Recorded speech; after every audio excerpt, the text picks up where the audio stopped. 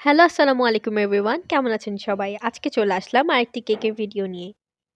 কেকটি ছিল ১.৫ পাউন্ডের মধ্যে চকোলেট ফ্লেভার আর থিম ছিল বেবি শাওয়ার।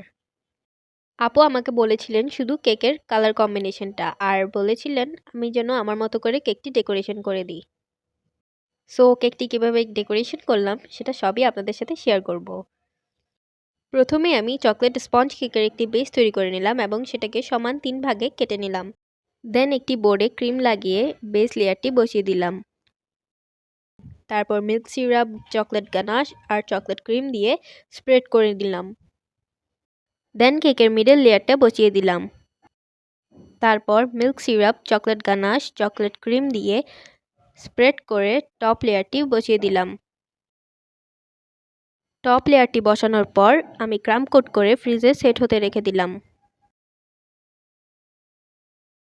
যেহেতু কালার কম্বিনেশনটা ছিল হোয়াইট আর পিঙ্কের মধ্যে, তো প্রথমেই আমি হোয়াইট ক্রিম দিয়ে ফিনিশিংটা দিয়ে দিলাম।